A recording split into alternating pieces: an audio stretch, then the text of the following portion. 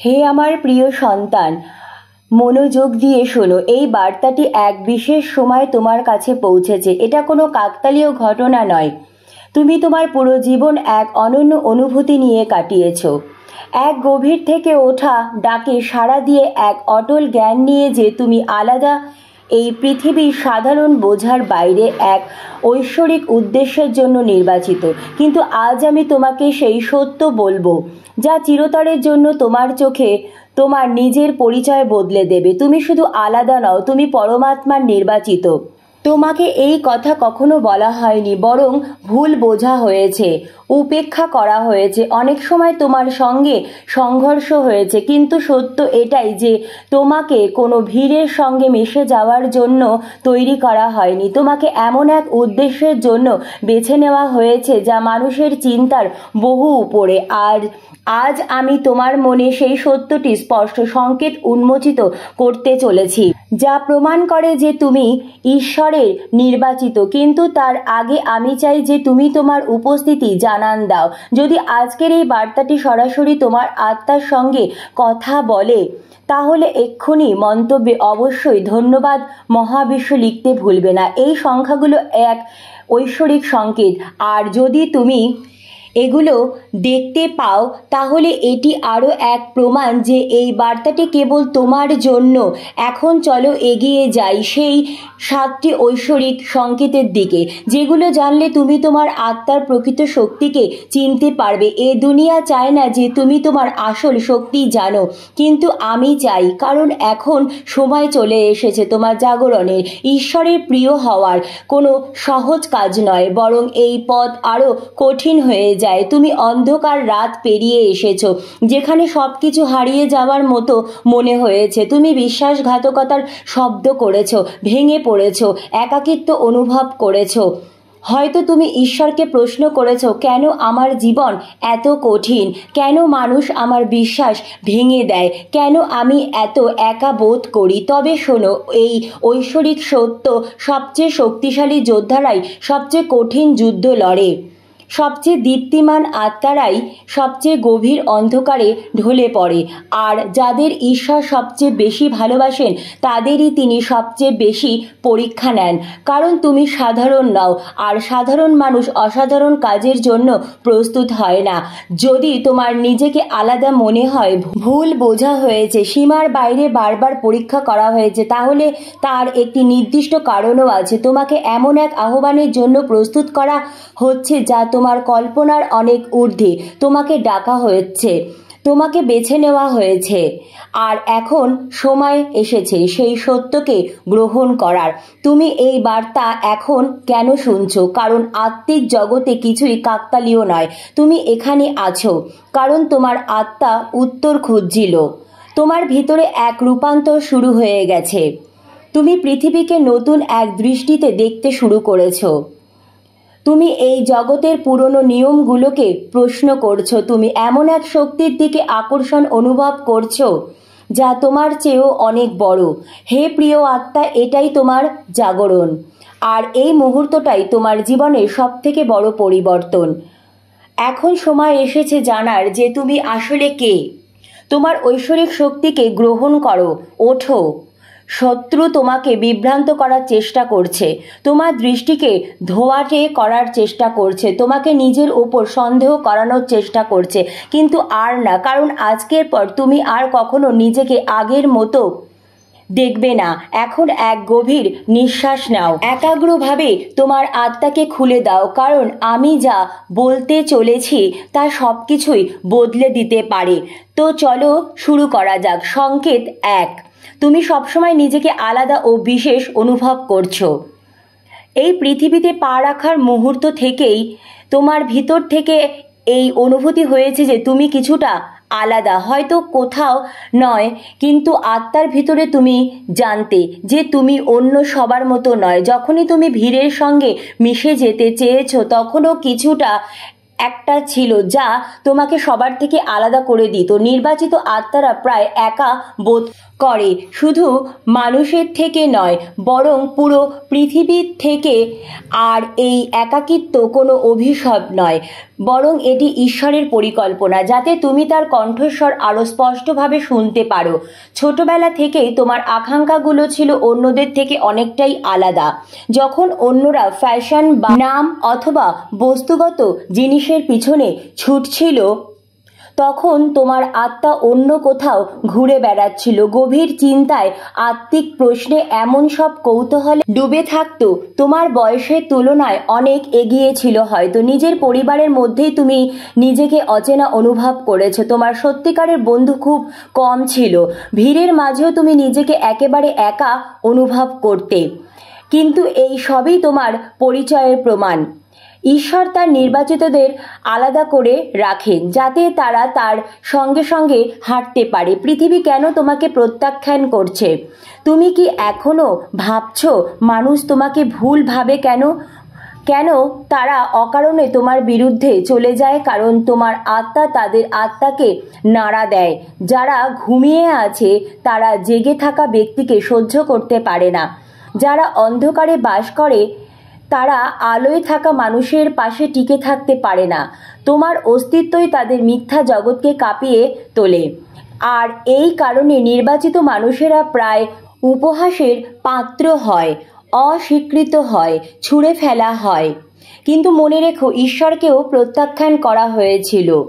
তাকে পাগল বলা হয়েছিল, চুপ করে দেওয়ার চেষ্টা করা হয়েছিল, তাকে মুছে ফেলার চেষ্টা করা হয়েছিল।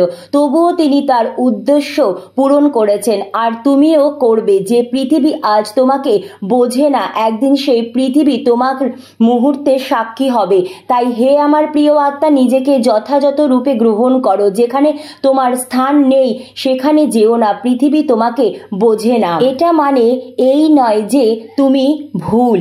তোমাকে ভিড়ের জন্য নয়, বরং এক মহাকাব্যের জন্য গড়া হয়েছে। আর যেদিন তুমি এই সত্যকে গ্রহণ করবে, সেদিন তোমার পুরো জীবন এক মুহূর্তেই বদলে যাবে। যে প্রত্যাখ্যান তোমাকে ভেঙে দিয়েছে সেটি তোমাকে রক্ষা করেছে। যে একাকিত্ব তোমাকে ঘিরে রেখেছিল সেটি ছিল তোমার আত্মার প্রশিক্ষণ। যেসব লড়াইয়ের মধ্য দিয়ে তুমি গেছো সেগুলো তোমাকে সেই ঐশ্বরিক মিশনের জন্য প্রস্তুত করা হয়েছিল। যদি এই কথা তোমার হৃদয়ের গভীরে গিয়ে পৌঁছায়, তাহলে এখনই কমেন্টে অবশ্যই মহাবিশ্বর কাছে ধন্যবাদ জানাতে একদম ভুলবে না। আমি নির্বাচিত, এটা অনুভব করো, গ্রহণ করো, সেই মতো বাঁচো।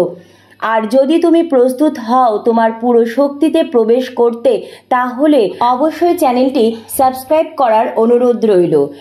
চলুন এখন যাওয়া যাক 2 নম্বর সংকেতের দিকে। তুমি গভীর আধ্যাত্মিক যুদ্ধের মধ্যে দিয়ে গেছো। তোমার সংগ্রাম সাধারণ মানুষের মতো ছিল না। যখন দুনিয়ার মানুষ নির্বিচারে এগিয়ে যেতে পেরেছে বলে তুমি মনে করছো, তখন তোমার প্রতিটি পদক্ষেপ যেন একটা যুদ্ধ ছিল। প্রতিবার যখন তুমি উঠতে চেয়েছো, এক অদৃশ্য শক্তি যেন তোমাকে আবার নিচে টেনে নিয়ে আসতে পেরেছে। কিন্তু প্রতিবার যখন তুমি পড়ে গেছো, তুমি আবার উঠে দাঁড়িয়েছো। এটা কোনো কাকতালীয় বিষয় নয়। নির্বাচিত আত্মাদের সবচেয়ে তীব্র আধ্যাত্মিক যুদ্ধের ভেতর দিয়েই যেতে হয়। কারণ শত্রু ভয় পায় যে একবার যদি তুমি জেগে ওঠো তাহলে তুমি অজয় হয়ে যাবে। তোমার জন্মের মুহূর্ত থেকেই অন্ধকার তোমাকে থামিয়ে দেওয়ার চেষ্টা করে এসেছে। শত্রু তোমার ভিতরের আলোকে তোমার নিজের আগেই দেখে ফেলেছিল। সে জানতো যে একবার যদি তুমি তোমার প্রকৃত রূপ চিনে ফেলো, তাহলে তুমি এমন এক শক্তিতে রূপান্তরিত হবে যার সামনে অন্ধকারও কাঁদবে। তাই সে তোমাকে পথভ্রষ্ট করছে, প্রলোভন দেখিয়েছে, প্রতারণা পাঠিয়েছে, হৃদয় ভেঙেছে, ব্যথা দিয়েছে। সে তোমার কাছের মানুষকে ব্যবহার করেছে তোমাকে ভাঙার জন্য। সে তোমার মনে সন্দেহ রোপণ করেছে, তোমাকে এই বিশ্বাস দেওয়ার চেষ্টা করেছে যে তুমি এক অযোগ্য এবং অপ্রয়োজনীয় ব্যক্তি, কিন্তু তবুও তুমি আজ এখানেই আছো। আর এটাই সবচেয়ে বড় প্রমাণ যে ঈশ্বরের হাত কখনোই তোমার উপর থেকে সরেনি। অনেকেই পুরো জীবন পার করে দেয় কোনো আত্মিক যুদ্ধ ছাড়াই, কারণ তারা শত্রুর জন্য কোনো হুমকি নয়, কিন্তু তুমি তোমার শত্রুদের কাছে একটি হুমকির মতো। তোমার অস্তিত্বই অন্ধকারের শক্তিকে চ্যালেঞ্জ করে। আর প্রতিবার যখন তুমি উঠে দাঁড়াও, তুমি ঘোষণা করো যে আমার বিরুদ্ধে তৈরি করা কোনো অস্ত্রই কিন্তু সফল হবে না, যুদ্ধ যতই বিশাল হোক না কেন। কিন্তু সত্য হলো, যারা সবচেয়ে বেশি যন্ত্রণার ভেতর দিয়ে যায় তাদের আত্মা সবচেয়ে বেশি দীপ্তিময় হয়। তোমার সাথেও ঠিক তাই হয়েছে। দুনিয়া যাই করুক না কেন, তোমার আত্মা কখনো ভাঙবে না। প্রতিটি যুদ্ধে তুমি আগের চেয়ে আরো বেশি শক্তিশালী হয়ে আসবে। এটাই কারণ যে তুমি আজ যেখানে আছো, এখনো টিকে আছো, লড়াই করে যাচ্ছ আর ক্রমাগত এগিয়ে চলেছ। তোমার দৃঢ়তা শুধু তোমার নিজের জন্য নয়, এটি তোমার মিশনের উদ্দেশ্যে। তোমার সংগ্রাম অন্যদের জন্য অনুপ্রেরণা হয়ে উঠবে। তুমি তোমার জীবন দিয়ে প্রমাণ করবে যে ঈশ্বরের সুরক্ষায় থাকা মানুষকে কেউ নাড়াতে পারে না। নির্বাচিত ব্যক্তি, জেনে রাখো তোমার অটুট আত্মা এক আশীর্বাদের মতো। আর হ্যাঁ, এটা সবার মধ্যে থাকে না। অনেকেই সামান্য কষ্টেই ভেঙে পড়ে, কিন্তু তুমি স্থির থাকো, বিশ্বাস রাখো, লড়াই চালিয়ে যাও। এই জন্য ঈশ্বর তোমাকে ক্রমাগত উচ্চ স্তরে নিয়ে যাচ্ছেন। শত্রু আরও চেষ্টা করবে, নতুন বাধা আনবে, কিন্তু কিছুই কাজ করবে না। কারণ একবার যখন তুমি জেনে যাবে যে তুমি কে, যখন তুমি তোমার ঐশ্বরিক শক্তিকে সম্পূর্ণভাবে গ্রহণ করবে, তখন তোমাকে থামানো অসম্ভব হয়ে উঠবে। তোমার আত্মা অটুট, কারণ এটি সরাসরি উৎসাহের সঙ্গে যুক্ত। তোমার বিরুদ্ধে তৈরি করা কোনো অস্ত্রই কার্যকর হবে না। তোমাকে ঢেকে রাখা হয়েছে, তোমাকে সুরক্ষা দেওয়া হয়েছে। তুমি নির্বাচিত একজন। তুমি ঈশ্বর ও শক্তির সঙ্গে গভীর সংযোগ অনুভব করো। নির্বাচিত ব্যক্তি, তুমি দুনিয়াকে অন্যদের মতো সাধারণভাবে দেখো না। যেখানে অন্যেরা অজ্ঞানভাবে জীবন কাটায়, তুমি সবসময় একটি গভীর উপস্থিতি অনুভব করছো, একটি কণ্ঠস্বর, একটি শক্তি, এক আত্মার ডাক যা দৃশ্যমান জগতের বাইরে। এটা কোনো কল্পনা নয়, এটা তোমার ঐশ্বরিক সংযোগ। শুরু থেকেই তুমি আধ্যাত্মিক গুণ ও জ্ঞান, সত্যের খোঁজের প্রতি আকৃষ্ট ছিলে। যেখানে মানুষ পৃষ্ঠ তুললেই সন্তুষ্ট হয়ে যায়, সেখানে তুমি কিছু বলো, কিছু বাস্তব খুঁজতে চেয়েছো। তুমি ঈশ্বরের সংকেত পেয়ে থাকো, কাকতালীয় ঘটনাগুলোকেও তুমি অনুভব করতে পারো। আর এমন এক ডাকে সাড়া দিতে বাধ্য হও যেটাকে উপেক্ষা করা যায় না। বহুবার এমন হয়েছে যে তোমার ভিতর থেকে আগেই কিছু জানা হয়ে গেছে। ঘটনা ঘটার আগেই তুমি সব টের পেয়ে গেছো। তুমি শক্তি অনুভব করো, মানুষের অভিপ্রায় বুঝে ফেলো, তাদের চিনে ফেলো, যদিও তারা কিছু বলুক বা না বলুক। হতে পারে তুমি জীবন্ত স্বপ্ন দেখছো, দর্শন পেয়েছো, কখনো কখনো অলৌকিক বার্তা পেয়েছো। আর এগুলো সব এমনি এমনি হচ্ছে না। এগুলো প্রমাণ করে যে তুমি কোনো বড় শক্তির সঙ্গে সংযুক্ত। তোমার অন্তর্জ্ঞান অত্যন্ত শক্তিশালী। এটা বহুবার তোমাকে রক্ষা করেছে, হোক সেটা কোনো স্থান থেকে দূরে থাকার বার্তা বা কোনো বন্ধুর ছদ্মবেশে থাকা ব্যক্তির থেকে সাবধান থাকার সতর্কতা। প্রতিবার তুমি অনুভব করেছো যে সেই সতর্কতা সঠিক ছিল। এটা শুধুমাত্র এক অনুভূতি নয়, এটা এক ঐশ্বরিক দিশা। ঈশ্বর তোমার সঙ্গে নিরন্তর যোগাযোগ করছে।